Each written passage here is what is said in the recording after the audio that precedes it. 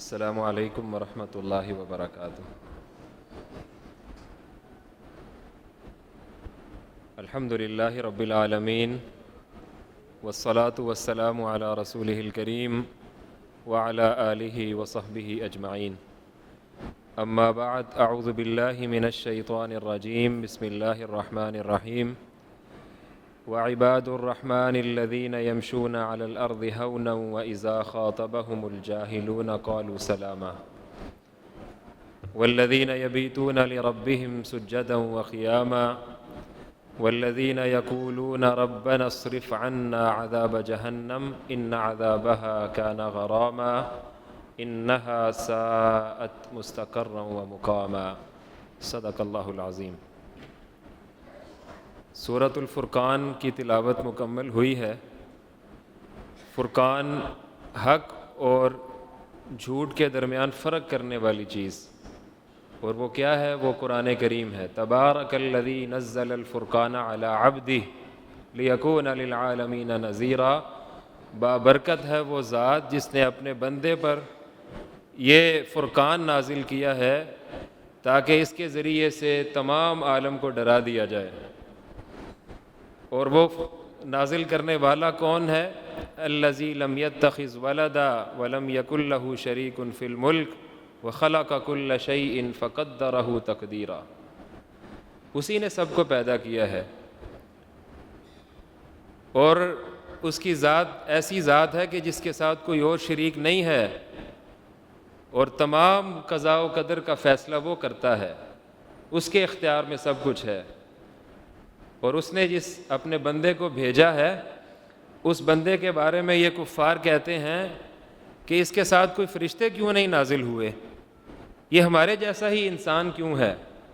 اب ان کا اعتراض بھی کیسا بودا اعتراض ہے کہ اللہ نے تو انہی میں سے بندہ بھیجا کہ جو اللہ کے احکام پر عمل کر کے ان کو بطور نمونہ دکھائے کہ ایسے تمہیں اپنی زندگی گزارنی ہے۔ لیکن یہ لوگ کیا مطالبہ کر رہے ہیں کہ اس انسان کے ساتھ کیا معاملہ ہے کہ یہ ہماری طرح کھاتا پھرتا ہے، وَيَمْشُونَ فِي الْأَسْوَاقِ، اور یہ ہماری طرح ہی بازار میں چلتا پھرتا ہے، یہ کیسا نبی ہوا؟ یعنی ان کا اعتراض بجائے خود ایک عجیب اعتراض ہے کہ وہ یہ چاہتے تھے کہ یہ ہمارے جیسا انسان نہ ہو، بلکہ یہ تو کوئی فرشتہ ہونا چاہیے، یا اس کے ساتھ فرشتے اترنے چاہیے جو اس کے ساتھ ساتھ چلیں۔ قرآن کہتا ہے کہ اگر فرشتے نازل ہوں گے تو پھر یہ سخت عذاب میں گر جائیں گے۔ اور ہم نے تو ایسے ہی لوگ اپنے رسول بھیجے کہ جو کھاتے پیتے بھی تھے اور جو چلتے پھرتے بھی تھے، اسی قوم اور معاشرے کے درمیان رہتے تھے۔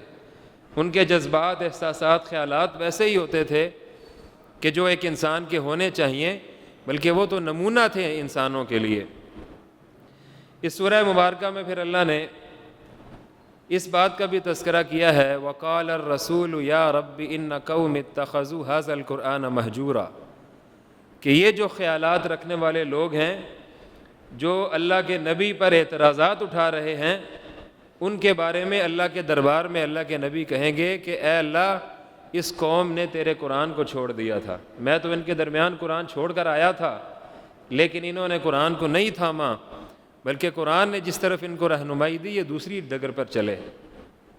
تو یہ جو گواہی اللہ کے رسول اللہ کے دربار میں دیں گے، تو فرمایا گیا ہے کہ القرآن حجۃ لک او علیک، یہ قرآن یا تو تمہارے حق میں حجت ہوگا یا تمہارے خلاف حجت ہوگا۔ جن لوگوں نے اس فرقان کو قبول کیا اور اسے اپنی زندگی کا اوڑھنا بچھونا بنایا، یہ قرآن ان کے حق میں سفارش کرے گا، اور جو لوگ اس قرآن کو چھوڑ دیں گے اور اس کے علاوہ کوئی اور رویہ اور کوئی اور راستہ اختیار کریں گے، یہ قرآن ان کے خلاف گواہی دے گا اللہ تعالیٰ کے دربار میں۔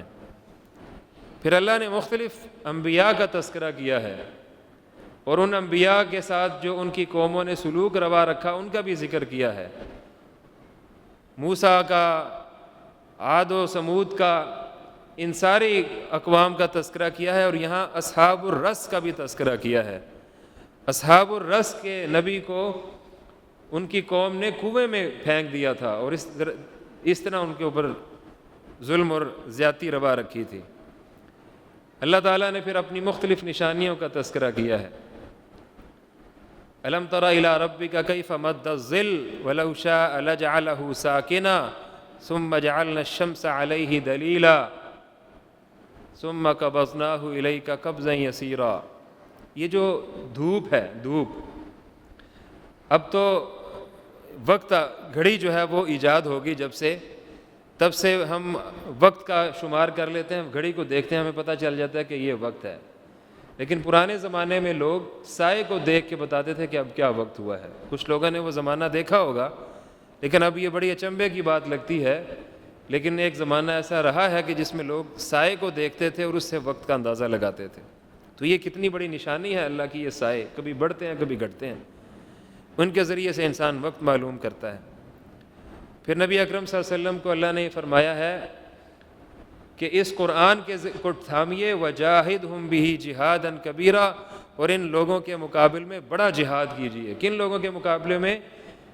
ارأیت من اتخذ الہہ ہوا، اس شخص کو تم نے دیکھا ہے کہ جس نے اپنی خواہشات نفس کو اپنا الہ بنا لیا ہے.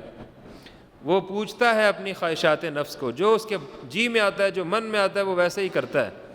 اس کے سامنے کوئی خدا نہیں ہے کہ جس سے وہ ڈرے، بلکہ وہ اپنی مرضی کے مطابق زندگی گزارنا چاہتا ہے. تو ایسے لوگوں کے خلاف نبی اکرم صلی اللہ علیہ وسلم سے یہ کہا گیا ہے کہ آپ کھڑے ہو جائیے اور ایسے لوگوں کے خلاف آپ جہاد کبیر کیجئے، بڑا جہاد کیجئے.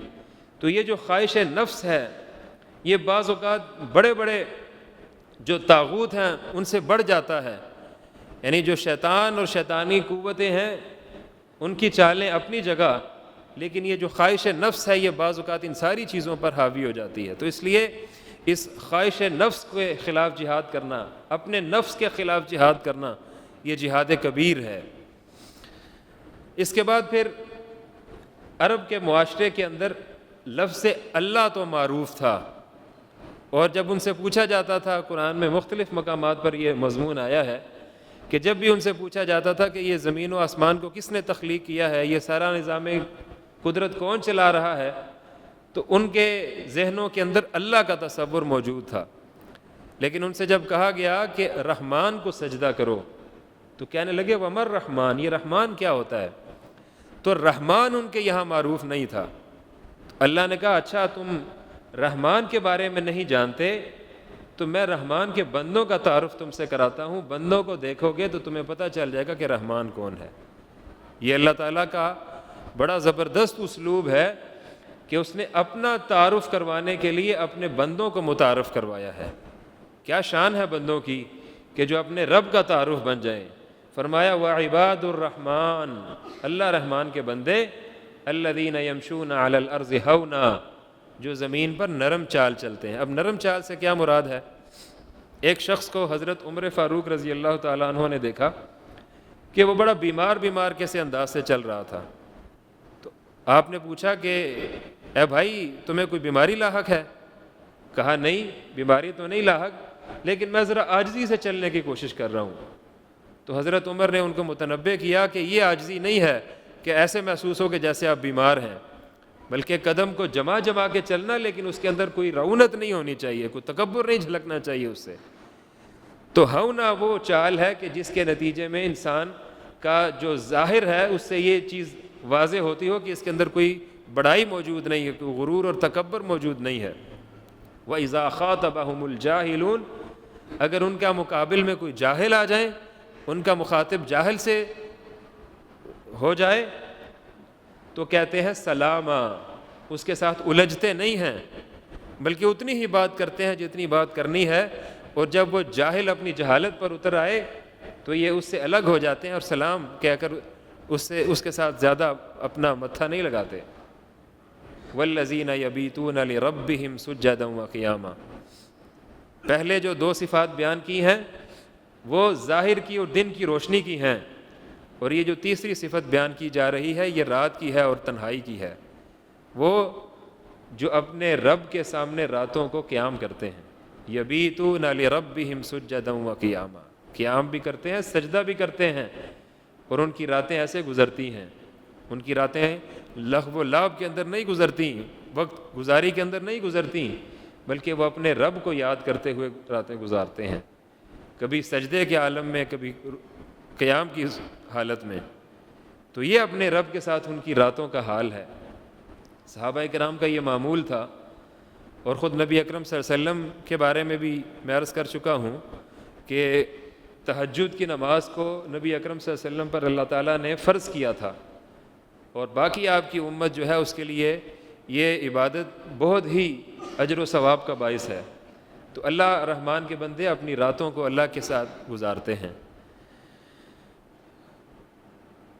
حضرت علی کے بارے میں یہ آتا ہے کہ وہ دن بھر اپنی خلافت کے زمانے میں مختلف امور سلطنت انجام دیتے تھے، اور رات کو پھر دیر تک قیام میں کھڑے رہتے تھے. اور وہ یہ کہتے تھے کہ دن کی جو میری زندگی ہے وہ تو میری رعایا کے لیے ہے اور اس کے کام آنے کے لیے ہے، اور رات کی جو میری زندگی ہے وہ میری ہے اور میرے رب کی ہے، میں اپنے رب سے اس میں ملاقات کرتا ہوں. تو یہ دیگر صحابہ کا بھی یہ معمول تھا کہ وہ اپنی راتوں کو اللہ کی عبادت میں گزارتے تھے. والذین اذا انفقوا، جب وہ خرچ کرتے ہیں، لم یسرفوا ولم یقتروا وکان بین ذلک قواما، تو نہ تو وہ اسراف کرتے ہیں اور نہ تبذیر کرتے ہیں، بلکہ وہ درمیانی چال چلتے ہیں. اسراف کیا ہے؟ اسراف یہ ہے کہ انسان اپنے مال کو صرف کرے اس طرح سے کہ کوئی اس کی روک ٹوک نہ ہو، بہاتا چلا جائے پانی کی طرح. اور تبذیر کیا ہے؟ کہ جہاں ضرورت ہے وہاں بھی خرچ نہ کرے. تو ایک کنجوسی ہے اور دوسری جو ہے وہ اسراف ہے، وہ اپنے ہاتھ کو کھول دینا ہے. تو اللہ رحمان کے بندے دونوں عادتوں سے بچتے ہیں. اپنی چادر کو دیکھ کر ہی اپنے پاؤں پھیلاتے ہیں، درمیان کا راستہ اختیار کرتے ہیں. اور پھر فرمایا کہ وہ بڑے بڑے گناہوں سے بچ کر اپنی زندگی کو گزارتے ہیں. لا يدعون مع اللہ الہا آخر، اللہ کے ساتھ کسی کو شریک نہیں ٹھہراتے. ولا يقتلون النفس التي حرم اللہ الا بالحق، اور کسی ایسی جان کو بھی قتل نہیں کرتے کہ جو ناحق قتل ہو. ولا یزنون، اور زنا بھی نہیں کرتے. یہ ان بندوں کی صفات ہیں. ومن یفعل ذلک یلقى اثاما، جو ان راستوں پر چل پڑا وہ تو بڑے ہی بھٹک گیا، وہ تو گناہ کے راستے کے اوپر چل پڑا. اور یہ جب ان سے کوئی نہ کوئی خدا نخواستہ غلطی ہو جائے تو یہ فوراً رجوع کرتے ہیں، اللہ سے توبہ کرتے ہیں. اللہ سے ان کی توبہ ایسی ہوتی ہے کہ یبدل اللہ سیئاتہم حسنات، اللہ پھر ان کی جو تقصیریں ہیں، جو گناہ ہیں، ان کو بھی نیکی میں بدل دیتا ہے. تو توبہ کے اندر یہ اللہ نے صفت رکھی ہے کہ بندہ مومن اخلاص کے ساتھ توبہ کرے. اور توبہ کی شرائط میں یہ چیز شامل ہے کہ ندامت ہونی چاہیے. اگر کسی بندے کا حق مارا ہے تو وہ حق ادا ہوگا تو توبہ قبول ہوگی، اور اللہ کا حق اگر رہ گیا ہے تو وہ اللہ غفور و رحیم اگر بخشنا چاہے تو وہ بخش سکتا ہے. اور اس توبہ کی شرائط کے اندر یہ بات بھی شامل ہے کہ انسان اس بات کا تہیہ کرے کہ آئندہ میں اس راستے کے اوپر نہیں چلوں گا. تو ایسی صورت کے اندر جو توبہ کی جاتی ہے تو پھر اللہ کی رحمت سے یہ امید ہے کہ وہ گناہ بھی نیکی کے اندر بدل دیتا ہے. والذین اذا ذکروا بآیات ربہم لم یخروا علیہا صما وعمیانا، جب ان کے سامنے اللہ کی جو کتاب ہے اس کا تذکرہ کیا جاتا ہے، اللہ کا ذکر ان کے سامنے ہوتا ہے، تو وہ اندھے اور بہرے نہیں بنتے، وہ لا تعلق نہیں رہتے، بلکہ وہ اللہ کے ذکر کے مطابق اپنی زندگی کو ڈھالتے ہیں. جہاں گواہی دینا ہو وہاں گواہی دیتے ہیں، جہاں حق بات کہنی ہو وہاں حق بات کہتے ہیں. لم یخروا علیہا صما وعمیانا. اور پھر فرمایا کہ وہ اپنی اولاد کے بارے میں اللہ سے دعا کرتے ہیں. والذین یقولون ربنا هب لنا من ازواجنا وذریاتنا قرۃ اعین وجعلنا للمتقین اماما. وہ اپنی اولاد کے بارے میں بھی اللہ سے دعا کرتے ہیں کہ اے مولا کریم ہماری اولاد کو ہماری آنکھوں کی ٹھنڈک بنا. اور آنکھوں کی ٹھنڈک دنیا کا ظاہری حسن و جمال اور دنیا کا ظاہری مال و متاع نہیں ہے، بلکہ اصل جو حسن ہے وہ یہ ہے. اور اصل آنکھوں کی ٹھنڈک کیا ہے؟ وَجَعَلْنَا لِلْمُتَّقِينَ إِمَامًا، مجھے متقین کا امام بنا دے. یعنی میرے جو زیر اثر لوگ ہیں وہ متقی ہوں، وہ تیرے سے ڈرنے والے ہوں، وہ تیرا خوف کھانے والے ہوں، تیری حدوں کو پامال کرنے والے نہ ہوں. اگر حدوں کو پامال کرنے والے ہیں اور دنیا کے بڑے لوگ ہیں تو ایسے لوگ آنکھوں کی ٹھنڈک نہیں ہیں، بلکہ ایسے لوگ آنکھوں کی ٹھنڈک ہے کہ جو اللہ کے ساتھ اپنے تعلق کو مضبوط کرتے ہیں۔ اسی سلسلہ کلام میں پھر ان لوگوں کی ایک دعا کا اور تذکرہ بھی اللہ نے کیا ہے، والذین یقولون ربنا اصرف عنا عذاب جہنم، اے ہمارے مولا ہمیں جہنم کے عذاب سے بچا لے، انہا ساءت مستقرا و مقاما، وہ تو بڑا ہی سخت ٹھکانہ ہوگا، اس کی تو کیا ہی اس کے عذاب کی اور اس کی جو کیفیت ہے اس کا بیان، کہ وہ تو بڑا ہی جان کا لاگو ہوگا۔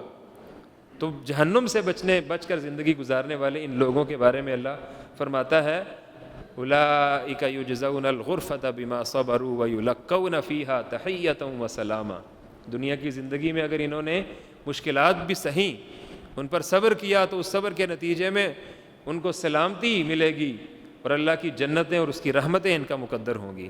تو یہ عباد الرحمن ہے جن کا تذکرہ اللہ نے کیا ہے اور کہا ہے کہ ان لوگوں کو دیکھو گے تو تمہیں رحمان یاب کے بارے میں معلوم ہو جائے گا کہ یہ بندے جو ہیں یہ اللہ کا تعارف ہے اس کی زمین کے اوپر، اور زمین میں جب تک یہ رہتے ہیں اللہ کے دین کی خاطر جد و جہد کرتے ہیں، اور جب اللہ کے حضور حاضر ہو جائیں گے تو اللہ ان کی میزبانی کرے گا۔ اس کے بعد سورۃ الشعراء ہے، چھوٹی چھوٹی آیات ہیں اور 200 سے اوپر آیات ہیں، اور اس سورہ مبارکہ کے اندر بھی اللہ تعالیٰ نے گزری اقوام کا تذکرہ کیا ہے۔ طاسیم میم تلک آیات الکتاب المبین لعلک باخع نفسک الا یکونوا مؤمنین، اے نبی آپ اس غم کے اندر اپنے آپ کو گھلائے جا رہے ہیں کہ یہ ایمان نہیں لاتے۔ کتنی تڑپ تھی اللہ کے حضور کو، آپ نے فرمایا کہ میں لوگوں کی کمر سے پکڑ کر ان کو عذاب جہنم سے بچانے کی کوشش کر رہا ہوں، اور لوگ ہیں کہ مسلسل اس کی طرف بڑھتے چلے جاتے ہیں۔ یہ فکر تھی رسول اللہ صلی اللہ علیہ وسلم کو کہ یہ امت اللہ کے عذاب سے بچ جائے، اور اس کام کے اندر، اس محنت کے اندر آپ مسلسل اپنے آپ کو گھلائے جا رہے تھے، اور اللہ تعالیٰ خود اس بات کا ذکر کر رہے ہیں کہ آپ اس تڑپ کے اندر، اس فکر کے اندر اپنے آپ کو غلطاں اور پیچا پاتے ہیں۔ اور لوگوں کا عالم کیا ہے کہ لوگ مسلسل جھٹلا رہے ہیں، اعتراض کر رہے ہیں، تنگ کر رہے ہیں، مشکلات پیدا کر رہے ہیں، اور آپ نے کہا کہ اے نبی آپ مطمئن رہیے، اس راستے پہ چلنے والے تمام انبیاء کے ساتھ ان کی قوموں نے ملتا جلتا یہی سلوک کیا ہے۔ ذرا دیکھیں موسیٰ علیہ السلام اور ان کی قوم کو، کہ موسیٰ علیہ السلام کو ایک طرف فرعون کے مقابل میں کھڑا کیا گیا، اور فرعون نے کہا کہ میں نے تم پر بڑا احسان کیا، میرے پیسوں پہ پلتے رہے ہو، اب میرے مخالف کھڑے ہو گئے ہو۔ تو موسیٰ علیہ السلام نے کہا کہ تم نے مجھ پر کیا احسان کیا ہے، تم نے تو میری قوم کو غلام بنا رکھا ہے، لہٰذا میں اس قوم کی آزادی کی خاطر تمہارے خلاف جد و جہد کرنے والا ہوں۔ تو موسیٰ علیہ السلام کے خلاف فرعون نے پھر کیا کچھ نہیں کیا، ان کو زد و کوب بھی کیا، ان کو کہا کہ تم جادوگر ہو اور تمہارے مخالف میں جادوگروں کو پیش کیا جائے گا، اور یہاں بھی جادوگروں کا وہ پورا واقعہ تفصیل سے بیان کیا ہے کہ جنہوں نے اپنا جادو دکھایا اور اس کے مقابل میں حضرت موسیٰ نے اپنا معجزہ دکھایا اور بالآخر وہ ایمان لے آئے، ان کو بھی فرعون نے سخت دھمکیاں دیں لیکن وہ نہیں ڈرے۔ پھر جب حضرت موسیٰ اپنی قوم کو لے کے نکلے تو قوم نے دیکھا سامنے تو پانی ہے اور پیچھے فرعون چلا آتا ہے، تو قوم بھی ایسی بداہت تھی کہ اس نے کہا یا موسیٰ انا لمدرکون، اے موسیٰ ہم تو پکڑے گئے، تم ہمیں کہاں لے آئے ہو، آگے جاتے ہیں تو پانی کا شکار ہوں گے، پیچھے فرعون آ رہا ہے، ہم تو مارے گئے۔ تو موسیٰ علیہ السلام کو جو عصا دیا گیا تھا، جو ضرورت پڑنے پر اژدہا بن جاتا تھا، وہ ایک معجزہ اور نشانی تھی، اسی عصا کو اللہ کے حکم سے آپ نے پانی پر مارا تو 12 راستے بن گئے، اور بنی اسرائیل کے 12 ہی قبیلے تھے، ان سے کہا گیا کہ ان خشکی پانی کے اندر خشکی کے ان راستوں کے اوپر چلو اور پار لگ جاؤ، اور فرعون اس کے اندر غرق کر دیا گیا۔ تو فرمایا جا رہا ہے کہ موسیٰ علیہ السلام کے ساتھ بھی اس کے مقابل جو فرعون تھا اس نے بھی اور ان کی جو قوم تھی انہوں نے بھی یہ سلوک رکھا تھا، لیکن آپ کے جو ساتھی ہیں وہ تو آپ کے اوپر جانے نشاور کرتے ہیں۔ ٹھیک ہے آپ کے مقابل میں جو فرعون ہے وہ بڑا سخت ہے، لیکن آپ کے ساتھی تو آپ کے ساتھ بہت ہی آپ کے ساتھ دینے کا حق ادا کر رہے ہیں۔ پھر حضرت ابراہیم علیہ السلام کا ذکر کیا ہے۔ ابراہیم علیہ السلام کی وہی جو ترتیب تھی، جو گفتگو کا انداز تھا، اس کا یہاں بھی حوالہ موجود ہے کہ وہ اپنی قوم کو نصیحت کرتے ہیں کہ تم کس کی عبادت کرتے ہو اللہ کو چھوڑ کے، جن کی کوئی حیثیت ہی نہیں ہے، اور جن جن کو تم اللہ کے علاوہ پکارتے ہو وہ خدا نہیں ہے، خدا تو وہ ہے الذی خلقنی فہو یہدین والذی هو یطعمنی ویسقین واذا مرضت فہو یشفین والذی یمیتنی ثم یحیین۔ اللہ تو وہ ہے کہ جو زندگی دیتا ہے، جو کھانے پینے کا سامان فراہم کرتا ہے، جو میں بیمار پڑ جاؤں تو مجھے شفا دیتا ہے، اور جس نے میرے اوپر موت طاری کرنی ہے اور اس موت کے بعد پھر مجھے زندہ کر دینا ہے، وہ میرا خدا ہے۔ اس کو چھوڑ کر تم جن جن کی بھی عبادت کرتے ہو یہ جھوٹے خدا ہیں۔ تو قوم نے نہیں مانا، اور قوم نے بالآخر آگ کے اندر پھینک دیا، لیکن ابراہیم علیہ السلام برابر اپنا کام کرتے رہے۔ اس کے بعد پھر حضرت نوح علیہ السلام کا تذکرہ ہے، اور نوح علیہ السلام ایک لمبی مدت تک اپنی قوم کو سمجھاتے رہے۔ قوم نے کیا جواب دیا؟ لَئِن لَّمْ تَنْتَهِ يَا نُوحُ لَتَكُونَنَّ مِنَ الْمَرْجُومِينَ، اے نوح اگر تم اپنی اس کام سے باز نہیں آؤ گے تو ہم تمہیں رجم کر دیں گے، تمہیں پتھر ماریں گے۔ اللہ کا نبی ان کو اللہ کی طرف بلا رہا ہے، ان کی دنیا بھی سنوارنا چاہتا ہے اور ان کی عقبہ بھی بنانا چاہتا ہے، لیکن قوم کا کیا جواب ہے کہ ہم تمہیں پتھر ماریں گے۔ تو یا رسول اللہ، اگر آپ کو طائف کے بازار میں پتھر پڑے تھے تو یہ کوئی نئی بات تو نہیں ہے، اللہ کے نبی تو ایسی ہی مشکلات برداشت کرتے رہے ہیں۔ اور نوح علیہ السلام نے پھر اللہ سے یہ دعا مانگی کہ اے اللہ میری اور میری قوم کے درمیان اب بالکل فرق ڈال دے، کوئی جو بھی کافر اس روئے زمین کے اوپر ہے وہ بچنا نہیں چاہیے۔ اور پھر اللہ تعالیٰ نے ایسے ہی کیا کہ کوئی کافر پھر روئے زمین پہ نہیں بچا۔ اس کے بعد قوم عاد کا تذکرہ ہے۔ وہی کذبت عاد المرسلین اذ قال لهم اخوهم الا تتقون انی لکم رسول امین فاتقوا اللہ واطیعون۔ اللہ کا تقوی اختیار کرو، اس کے مطیع فرمان ہو جاؤ، یہی دعوت ہے جو سارے نبی پیش کر رہے ہیں۔ اور جواب میں قوم ان کے ساتھ کیا سلوک کر رہی ہے؟ سخت سلوک روا رکھ رہی ہے۔ حضرت ہود علیہ السلام کہتے ہیں اپنی قوم سے کہ یہ جو تم بڑے بڑے مکان بناتے ہو اور ان کا کوئی مصرف نہیں ہے تمہارے پاس، تم یہ سمجھتے ہو کہ تم اتبنون بکل ریع آیۃ تعبثون وتتخذون مصانع لعلکم تخلدون، تم یہ سمجھتے ہو کہ تم ان بڑے بڑے محلوں میں ہمیشہ رہو گے، یہ تو عارضی ٹھکانے ہیں لیکن تم انہی سے اپنا جی لگائے ہوئے ہو۔ لیکن قوم نے نہیں مانا، قوم نہیں سدھری، اور پھر عذاب کا مزہ چکھا۔ کذبت ثمود المرسلین، ثمود نے بھی مرسلین کو جھٹلایا، اور صالح علیہ السلام نے ان کو بھی یہ کہا کہ تم پتھروں کو تراش کر بڑے بڑے عجوبے تعمیر کرتے ہو، اللہ کے عذاب سے بچو۔ قوم نے کہا نہیں، تم اگر بڑے اللہ کے نبی بنے پھرتے ہو تو لاؤ کوئی نشانی اللہ کی۔ نشانی انہوں نے پیش کر دی اونٹنی کی صورت میں، اور کہا ایک دن یہ پانی پیے گی، اس دن تم پانی نہیں پیو گے، اور جس دن تمہاری پانی کی باری ہوگی یہ پانی نہیں پیے گی۔ لیکن قوم نے اس اونٹنی کو بھی قتل کر دیا، تو اس کے نتیجے میں پھر عذاب آیا، اور یہ قوم جو ہے یہ بھی ہلا ماری گئی۔ اس کے بعد پھر لوط علیہ السلام کی قوم کا تذکرہ ہے، اور لوط علیہ السلام کی قوم ہم جنس پرست ہو گئی تھی۔ انہوں نے بھی اپنی قوم کو سمجھایا، قوم نہیں مانی تو اللہ سے دعا کی۔ اللہ نے کہا کہ جو تمہاری خاتون خانہ ہے وہ تو اللہ کے عذاب میں گر جائے گی، اور باقی تمہارے جو اہل ایمان ساتھی ہیں ان کو بچا لیا جائے گا، تم بھی بچ جاؤ گے۔ ایسے ہی ہوا۔ اور پھر اس کے بعد اصحاب الایکہ کا تذکرہ ہے، ان کی طرف شعیب علیہ السلام کو بھیجا گیا تھا، اور شعیب علیہ السلام نے ان کو سمجھایا کہ ناپ تول میں کمی نہ کرو، وہ اسی کام پر کاربند رہے تو اللہ کے عذاب میں گھرے۔ 8 مرتبہ اللہ نے 2 آیات کو بار بار اس سورہ مبارکہ میں دہرایا ہے، ان فی ذلک لآیہ وما کان اکثرهم مؤمنین وان ربک لہو العزیز الرحیم۔ تمہارے لیے ان اسباق کے اندر نشانی ہے۔ یہ محض ہم قصہ گوئی نہیں کر رہے، کوئی تاریخ نہیں بیان کر رہے، بلکہ ان سارے واقعات کے اندر تمہارے لیے نشانی ہے، اور اس نشانی کو حاصل کرو گے، عبرت پکڑو گے تو اللہ تعالیٰ تمہارے ساتھ رحم کا معاملہ کرے گا۔ وما کان اکثرهم مؤمنین، اکثر لوگ تم نہیں مانتے۔ ان ربک لہو العزیز الرحیم، تمہارا رب زبردست ہے، حکمت والا ہے، وہ پھر بھی تمہیں اس راستے کی طرف رہنمائی کرتا ہے۔ وَإِنَّهُ لَتَنزِيلُ رَبِّ الْعَالَمِينَ نَزَلَ بِهِ الرُّوحُ الْأَمِينُ عَلَىٰ قَلْبِكَ لِتَكُونَ مِنَ الْمُنذِرِينَ بِلِسَانٍ عَرَبِيٍّ مُبِينٍ۔ سورہ مبارکہ کے اختتام پر پھر اللہ نے اپنے حبیب کو مخاطب کیا ہے کہ ہم نے آپ کی طرف یہ وحی نازل کی ہے، یہ اللہ کی طرف سے نازل کردہ کتاب، یہ آپ کے رب کی طرف سے عطا کردہ ہے، یہ آپ کے قلب مطہر پر نازل ہو رہی ہے۔ قرآن کہتا ہے کہ اس بوجھ کو پہاڑ نہ سنبھال سکے، اور پہاڑوں نے جو اتنی مضبوط اللہ کی مخلوق ہیں وہ اس کلام کے بوجھ کو نہ برداشت کر سکے۔ محمد الرسول اللہ صلی اللہ علیہ وآلہ وسلم کے قلب مطہر پر یہ نازل ہوتا رہا۔ آپ صلی اللہ علیہ وسلم کا دل جو ہے وہ رحیم و کریم بھی تھا، لیکن وہ اللہ کے اس کلام کو تھامنے کے لیے مضبوط ترین بھی تھا۔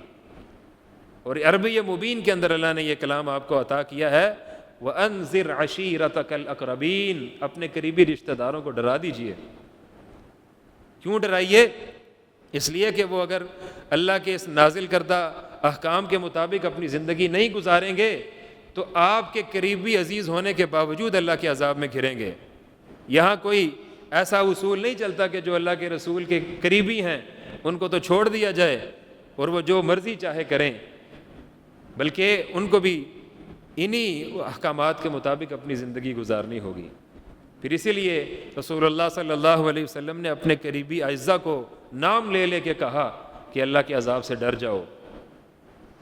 اپنے قریبی اعزاء کو اللہ کے رسول صلی اللہ علیہ وسلم نے اللہ کے عذاب سے ڈرایا ہے۔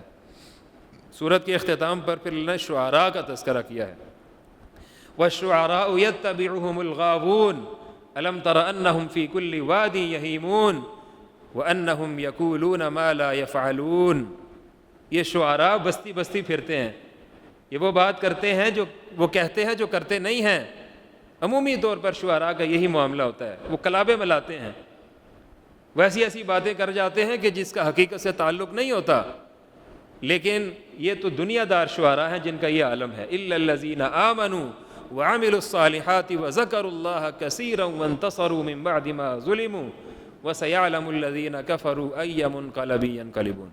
کچھ شعراء ایسے بھی ہیں کہ جو مطلوب ہیں، اور نبی اکرم صلی اللہ علیہ وسلم نے اپنے کچھ شعراء کے بارے میں یہ کہا ہے کہ حسان بن ثابت کے شعر کافروں کے مقابل میں اتنے سخت ہوتے ہیں جتنی تلوار ضرب نہیں لگاتی، ان کی کاٹ اتنی ہوتی ہے۔ عبداللہ بن رواحہ جو شعر کہتا ہے تو اس کے نتیجے میں کفار پر وہ زد پڑتی ہے کہ جو ہماری تیر اور تفنگ بھی نہیں کرتے۔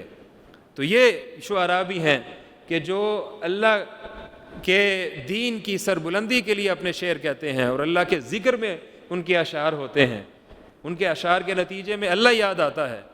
تو ایسے شعراء تو مطلوب ہیں، اور ان کے شعر جو ہیں وہ تو بندہ مومن کا سہارا بنتے ہیں۔ اس کے بعد کی صورت ہے سورۃ النمل۔ نمل چونٹی کو کہتے ہیں۔ اللہ نے چونٹی کا تذکرہ کیا ہے، اور چونٹی اس کا کیا ذکر کیا ہے، ایمان تازہ ہو جاتا ہے۔ ہم راستہ چلتے ہوئے بعض اوقات بے دہانی میں پتہ نہیں کتنے حشرات الارض کو کچل ڈالتے ہیں۔ ایسے ہی حشرات نے، چیونٹیوں نے ایک ذکر کیا تھا، ایک بات کہی تھی، جس بات کو اللہ کے ایک بندے نے سنا اور سنتے ہوئے اپنی حکومت، اپنی سلطنت اور اپنے رعب اور دبدبے کے باوجود ایک بات کہی جس کو اللہ تعالیٰ نے تمام حکمرانوں کے لیے بالعموم ایک روشنی کا اور ایک تذکیر کا سامان بنا دیا۔ اس سورہ مبارکہ میں بھی اللہ تعالیٰ نے قرآن کریم کا تذکرہ کیا ہے، آخرت کا ذکر کیا ہے، اور پھر اس کے بعد موسیٰ علیہ السلام کا تذکرہ کیا ہے۔ مسلسل موسیٰ علیہ السلام کا تذکرہ چل رہا ہے۔ موسیٰ علیہ السلام جو روشنی لینے کے لیے گئے تھے، ان کو اللہ نے نبوت سے سرفراز کر دیا، اور پھر ان کو وہ ساری نشانیاں بھی عطا کیں، وہ معجزات جن کے نتیجے میں وہ فرعون کے مقابل میں کھڑے ہوئے، اور اللہ تعالیٰ نے ان کو سرخروئی نصیب فرمائی۔ پھر فرمایا ہے کہ داؤد اور سلیمان یہ اللہ کے بندے تھے، اللہ نے ان کو حکومت بخشی تھی۔ وَوَرِثَ سُلَيْمَانُ دَاوُودَ وَقَالَ يَا أَيُّهَا النَّاسُ عُلِّمْنَا مَنطِقَ الطَّيْرِ وَأُوتِينَا مِن كُلِّ شَيْءٍ۔ سلیمان علیہ السلام ان جیسی حکومت کسی کی حکومت نہیں ہے. وہ راستہ چل رہے ہیں. قالت نملۃ یا ایھا النمل ادخلوا مساکنکم لا یحطمنکم سلیمان وجنودہ وہم لا یشعرون. اے چونٹیو، تم دیکھتی نہیں ہو کہ سلیمان کا لشکر آ رہا ہے، تو جلدی جلدی اپنے بلوں کے اندر گھس جاؤ، کہیں ایسا نہ ہو کہ تم کچلی جاؤ اور تمہیں پتہ بھی نہ چلے. اب سلیمان علیہ السلام کو تو اللہ نے یہ صفت دی تھی کہ وہ چیونٹیوں کی آواز بھی سن سکتے تھے. انہوں نے جب سنا فتبسم ضاحکا من قولها، یہ قول سنا تو چہرے کے اوپر ایک شادابی سی آ گئی، ہنسی آ گئی، اور کہا رب اوزعنی ان اشکر نعمتک التی انعمت علی وعلی والدی وان اعمل صالحا ترضاہ وادخلنی برحمتک فی عبادک الصالحین. اے اللہ مجھے حدود کا پابند رکھیو، میں ان چونٹیوں کی آواز بھی سن رہا ہوں، اور یہ چونٹیاں کیا کہہ رہی ہیں کہ لشکر سلیمان آ رہا ہے، تم کہیں کچلی نہ جاؤ. تو یا اللہ مجھے حدود سے عاری نہ کر دینا، بلکہ مجھے اپنی نعمتوں پر شکر گزاری کا رویہ اختیار کرنے کے قابل بنانا، اور میں تیری رحمت کے اندر داخل ہوں، کہیں میں تیری رحمت سے خارج نہ ہو جاؤں. تو دنیا کا سب سے بڑا حکمران ہے بظاہر، جس کو ساری دنیا کے مخلوقات پر اللہ تعالیٰ نے دسترس دی ہے، ہوائیں اس کی مرضی سے چلتی ہیں، لیکن اس کا عالم کیا ہے کہ وہ اپنے رب کے سامنے دعا مانگ رہا ہے کہ یا اللہ مجھے اپنی رحمت کے اندر رکھنا، مجھے حدود سے تجاوز کرنے والا نہ بنا دینا. اور جس طرح تو نے مجھ پر نعمت کی ہے، میرے والد داؤد پر نعمت کی تھی، تو اس نعمت کو مجھ پر قائم رکھنا، ہم اس نعمت سے کہیں محروم نہ ہو جائیں. پھر کہا کہ میں ہدہد کو نہیں پاتا، یہ ہدہد کہاں چلا گیا ہے. انی لا اری الہدہد لأعذبنہ عذابا شدیدا او لأذبحنہ او لیأتینی بسلطان مبین. یہ کہاں چلا گیا ہے میری اجازت سے کے بغیر؟ اگر میں نے اس کو پایا اور اس کے پاس کوئی معقول عذر نہ ہوا تو میں اس کو سزا دوں گا، حتیٰ کہ میں اس کو ذبح کر دوں گا. کچھ دیر کے بعد ہدہد آ گیا اور اس نے کہا کہ جی میں اڑتے اڑتے ایک ایسی قوم کے طرف چل نکلا تھا، میں نے ان کو دیکھا، وہاں پہ ایک خاتون حکمرانی کرتی ہے. وجدتها وقومها يسجدون للشمس من دون اللہ. وہ اللہ کے علاوہ سورج کی عبادت کرتے ہیں. وہ پوری قوم اللہ کو نہیں پوچھتے بلکہ وہ سورج کے پجاری ہیں. تو میں اس طرف نکل گیا تھا. تو سلیمان علیہ السلام نے کہا اچھا ہم تمہارا امتحان لیں گے، اور امتحان یہ ہے کہ یہ میں تمہیں خط لکھ کے دے رہا ہوں، اس خط کو تم نے اس ملکہ تک پہنچانا ہے. تو اب ہدہد کی یہ ذمہ داری لگ گئی ہے کہ اس نے وہ پیغام پہنچانا ہے. وما یعلم جنود ربک الا ھو. یہ اللہ کے لشکر، اللہ اپنے ان لشکروں سے کام لیتا ہے، اور سلیمان علیہ السلام بھی ان لشکروں میں سے ایک بڑے ہی فقیر سے اور مسکین سے جانور اور پرندے ہدہد کے ذمے یہ کام لگا رہے ہیں کہ تم نے یہ میرا خط اس قوم تک اور اس قوم کی ملکہ تک پہنچانا ہے. اب خط پہنچ گیا ہے. خط میں صرف مختصر سی عبارت لکھی ہے، انہ من سلیمان وانہ بسم اللہ الرحمن الرحیم اللہ تعلوا علی واتونی مسلمین. بس یہ دو جملے ہیں. یہ سلیمان کی طرف سے ہے اور اللہ رحمان و رحیم کے نام سے ابتدا کرتے ہیں. تمہیں حکم دیا جا رہا ہے کہ سر تسلیم خم کر دو، تمہیں کچھ نہیں کہا جائے گا، مسلمین ہو جاؤ، مسلمان ہو کر آ جاؤ، ہمارے مخالف میں اپنے رعب کو اور طاقت کو نہ دکھاؤ. اب اس خاتون نے جو سبا کی ملکہ ہے اس نے اپنی مشاورت بلائی، اپنے وزیروں کو اور مشیروں کو بلایا، اور اس نے کہا کہ مجھے یہ ایک خط ملا ہے، بتاؤ تم لوگ کیا مشورہ دیتے ہو. انہوں نے کہا نحن اولو قوت و اولو بأس شدید والامر الیک فانظری ماذا تأمرین. ہم بڑے مضبوط لوگ ہیں، آپ ہمیں حکم دیجئے، ہم آپ کے حکم کے منتظر ہیں. یہ خاتون بڑی زیرک تھی. حکمران ہوتے ہوئے اس بات میں اپنے آپ کو پابند کرنا یہ بڑا مشکل ہوتا ہے. اور جب آپ کے وزراء بھی یہ کہہ رہے ہوں کہ آپ حکم کیجئے، ہم اس حکم پر جو بھی آپ کا حکم ہوگا وہ پورا کریں گے، اور ہم بڑے قوت والے ہیں، ہم بڑے اقتدار والے ہیں، اس نے کہا نہیں، جب دو بڑی قوتیں آپس میں ٹکراتی ہیں تو اس ٹکرانے کے نتیجے میں حاصل کچھ نہیں ہوتا، تو میں ایک تدبیر کرتی ہوں، اور تدبیر یہ ہے کہ میں کچھ تحفے تحائف اس حکمران کی طرف بھیجتی ہوں جس کا مجھے خط آیا ہے۔ اب جب یہ تحفے تحائف سلیمان علیہ السلام کے حضور پیش کیے گئے تو انہوں نے کہا ہمیں تو ان تحفے تحائفوں کی ضرورت نہیں ہے، ہم نے تو جو پیغام دیا تھا وہ پیغام اب بھی قائم ہے، اس پیغام کے مطابق عمل ہوگا تو ٹھیک، اگر اس کے مطابق تم عمل نہیں کرتے تو پھر ہمیں عمل کروانا آتا ہے۔ یعنی اسلام اپنی منشا کے اندر، اپنی حیثیت کے اندر، الاسلام یعلو ولا یعلا، نبی اکرم صلی اللہ علیہ وسلم نے فرمایا ہے، اسلام غالب ہونے کے لیے ہے، مغلوب ہونے کے لیے نہیں ہے، اسلام ہمیشہ غالب رہتا ہے۔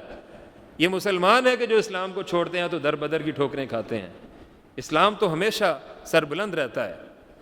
اب اس خاتون نے یہ سمجھا کہ واقعتاً یہ جو تحریص ہے، یعنی انعام و اکرام اور تحفے تحائف دے کے کسی کو خریدنا، اس میں، اس جال میں یہ حکمران نہیں آیا تو یہ مجھ سے بڑا حکمران ہے۔ اب ساتھ ہی سلیمان علیہ السلام نے کہا ایکم یاتینی بعرشھا قبل ان یاتونی مسلمین، پورا یقین تھا کہ یہ قوم مسلمان ہوگی، لیکن ساتھ ہی کہا کون ہے کہ جو اس خاتون کا تخت اٹھا کے لائے۔ اب ظاہر ہے کہ سلیمان علیہ السلام کی فوج کے اندر تو جن بھی ہیں اور ساری مخلوقات ہیں جو ان کے تابع ہیں۔ قال عفریت من الجن انا آتیک بہ قبل ان تقوم من مقامک، جن نے کہا کہ میں یہ کام کر سکتا ہوں، لیکن اس کے لیے جو مجھے مدت چاہیے وہ یہ کہ جب تک آپ کی یہ مجلس موجود ہے اس وقت تک مجھے وقت دیجئے تو میں یہ لے کر آ جاؤں گا آپ کے پاس۔ قال الذی عندہ علم من الکتاب، قرآن کہتا ہے کہ اس نے کہا جس کے پاس الکتاب کا علم تھا، انا آتیک بہ قبل ان یرتد الیک طرفک، میں وہ جو تخت ہے وہ آپ کے سامنے حاضر کیے دیتا ہوں قبل اس کے کہ آپ اپنی پلک جھپکیں، اتنی کم مدت میں وہ تخت صبا سے لا کے آپ کے پاس پیش کر دیتا ہوں۔ تو دل کو یہ بات لگتی ہے کہ الذی آتیہ، جس کو کتاب کا علم دیا گیا تھا وہ حضرت جبریل علیہ السلام ہی ہو سکتے ہیں، اور جبریل علیہ السلام کو نبی اکرم صلی اللہ علیہ وسلم نے ان کی اصل شکل کے اندر دیکھا تھا، اور آپ نے اس کا تذکرہ کیا کہ میں نے یوں دیکھا کہ جبریل کا ایک سرا آسمان پر ہے اور ایک سرا اس کا زمین پر ہے، اور اس کا ایک ہاتھ مشرق کی جانب ہے اور ایک ہاتھ مغرب کی جانب ہے، یعنی اگر یعنی جبریل علیہ السلام اللہ کے فرشتے، ان کے ہاتھوں کی وسعت ہی اتنی زیادہ ہے کہ وہ جو دونوں اطراف کو پھیلی ہوئی ہے تو ان کے لیے کیا مشکل تھا کہ ایک جگہ سے اٹھاتے اور دوسری جگہ لا کے رکھ دیتے۔ تو بہرحال اللہ نے صرف یہ تذکرہ کیا کہ الذی آتیہ، اس شخص نے کہ جس کو اللہ نے الکتاب کا علم دیا تھا، اس نے یہ کہا۔ تو وہ جو بھی تھا اس نے جب وہ تخت لا کے پیش کر دیا تو پھر اللہ کی شکر گزاری اختیار کی اور کہا کہ یہ اللہ کی وجہ سے ہوا ہے، میرا اس میں کوئی کمال نہیں ہے۔ تو جب یہ ملکہ سبا چلی اور یہاں سلیمان علیہ السلام کی خدمت میں حاضر ہوئی تو سلیمان علیہ السلام کا جو محل تھا اس محل کے اندر فرش ایسا تھا کہ یوں محسوس ہوتا تھا کہ جیسے پانی ہے، اور جب ملکہ داخل ہوئی تو اس نے اپنی آستین اٹھائی تو اسے کہا گیا کہ یہ پانی نہیں ہے، انہ صرح ممرد من قواریر، یہ تو خاص قسم کا ایک پتھر ہے کہ جس کے اندر سے یوں محسوس ہوتا ہے کہ جیسے اس کے اندر پانی ہو۔ تو گویا حضرت سلیمان علیہ السلام کی حکومت اور ان کی سلطنت وہ اپنے دور کی جدید ترین جو ضروریات اور سہولیات تھی ان سے وہ آراستہ تھی۔ اور پھر اس ملکہ سبا نے اسلام قبول کیا اور اس نے اپنے آپ کو اس انداز میں حضرت سلیمان علیہ السلام کا موتی فرمان بنایا، اور اللہ نے اس کو یہ توفیق دی، ورنہ یہ ہے کہ اگر فوجیں آپس میں لڑ بھیڑ جاتی تو اس کے نتیجے میں تو فساد ہی ہوتا۔ اس کے بعد پھر حضرت صالح علیہ السلام کا اور لوط علیہ السلام کا پھر تذکرہ اللہ نے کیا ہے اور فرمایا ہے کہ وَكَانَ فِي الْمَدِينَةِ 9 رَهْطٍ يُفْسِدُونَ فِي الْأَرْضِ وَلَا يُصْلِحُونَ قَالُوا تَقَاسَمُوا بِاللَّهِ لَنُبَيِّتَنَّهُ وَأَهْلَهُ ثُمَّ لَنَقُولَنَّ لِوَلِيِّهِ مَا شَهِدْنَا مَهْلِكَ أَهْلِهِ۔ نبی اکرم صلی اللہ علیہ وسلم کے خلاف بھی یہ سازش کی گئی تھی. جب آپ ہجرت کا ارادہ کر چکے تھے، کفار مکہ نے آپس میں یہ طے کیا کہ ہر قبیلے سے 1 یا 2 افراد کو لیا جائے اور رسول اللہ کے گھر کا محاصرہ کیا جائے، اور جیسے ہی آپ گھر سے باہر نکلیں سب لوگ مل کر ان پر حملہ کریں اور ان کو اس طرح سے قتل کر دیا جائے، نعوذ باللہ. اور ساری قوم، پورے برادری جب اس کے اندر شریک ہوگی تو پھر آپ کے خاندان والے کس کس سے خون بہا مانگیں گے اور کس کس سے بدلہ لیں گے؟ تو بالکل ملتا جلتا یہی واقعہ اس سے پہلے بھی ہو چکا تھا. حضرت صالح علیہ السلام کے بارے میں بھی ان کی قوم کے 9 لوگوں نے یہ فیصلہ کیا کہ ہم یکبارگی ان پر حملہ کریں گے اور پھر یہ کس کس سے بدلہ لیں گے، لیکن اللہ تعالیٰ نے ان کو محفوظ رکھا. اس کے بعد پھر اللہ نے فرمایا ہے کہ امن هو قانت آناء اللیل ساجدا وقائما یحذر الآخرۃ ویرجو رحمت ربی. درجہ بدرجہ اللہ نے اپنی نشانیوں کا تذکرہ کیا ہے. امن خلق السماوات والارض وانزل من السماء ماء، یہ جو زمین و آسمان ہے، یہ جو پانی برستا ہے، یہ جو مضطرب بے قراری کے عالم میں پکارتا ہے اور اس کو قرار مل جاتا ہے، یہ ساری کی ساری صفات کس کی ہیں؟ ما سوائے اللہ کی. اِلٰہ مع اللہ، کیا اللہ کے سوا کوئی اور بھی الہ ہے؟ اللہ کے سوا تو کوئی اور الہ نہیں ہے. تو اللہ کو اپنا الہ جاننا اور اس کی طرف رجوع کرنا یہ مطلوب ہے. اور جو اللہ کو الہ مانتے ہیں اور اللہ کی طرف رجوع کرتے ہیں، اللہ تعالیٰ پھر ان کا ہاتھ تھامتا ہے. من جاء بالحسنۃ فلہ خیر منها وهم من فزع یومئذ آمنون ومن جاء بالسیئۃ فکبت وجوہہم فی النار هل تجزون الا ما کنتم تعملون. جو اس روز اپنے رب کے حضور حاضر ہوگا اور نیکی لے کر آئے گا تو یہ اسی کے لیے بہتر ہوگا، اور جو گناہ لے کر آئے گا تو اس کا ٹھکانہ تو جہنم ہے. جہنم سے برا کوئی ٹھکانہ ہو سکتا ہے؟ اور نبی اکرم صلی اللہ علیہ وسلم کو پھر اللہ نے مخاطب کر کے فرمایا ہے کہ ان اتلو القرآن، ان کے سامنے قرآن کی تلاوت کیجیے. من اہتدی فانما یہتدی لنفسہ ومن ضل فقل انما انا من المنذرین. جو آپ کے اس راستے کو قبول کر لے گا تو یہ اس کے حق میں بہتر ہے، اور جو اس راستے کو قبول نہیں کرے گا، جو آپ کو جھٹلائے گا، تو ہم اس کا حساب کتاب کرنے کے لیے کافی ہیں. اس کو ڈر جانا چاہیے ہم سے. وَقُلِ الْحَمْدُ لِلَّهِ سَيُرِيكُمْ آيَاتِهِ فَتَعْرِفُونَهَا وَمَا رَبُّكَ بِغَافِلٍ عَمَّا تَعْمَلُونَ. تمہارا رب غافل نہیں ہے جو کچھ تم کر رہے ہو. اب اس رب کی حمد اور تعریف بیان کیا کرو، اس کے گن گایا کرو، اس کے ساتھ وابستہ ہو جاؤ. اس کے تم بن جاؤ گے تو وہ تمہارا ہو جائے گا. اور اگر تم اس کا در چھوڑ کے مختلف دروں پہ سجدہ ریز ہوگے تو در بدر کی ٹھوکریں ہی تمہارا مقدر ہوں گی. اللہ تعالیٰ سے دعا ہے کہ وہ ہمیں اپنی معرفت نصیب فرمائے اور اپنے حبیب صلی اللہ علیہ وآلہ وسلم کے اسوہ حسنہ پر عمل کرنے کی ہمیں توفیق عطا فرمائے.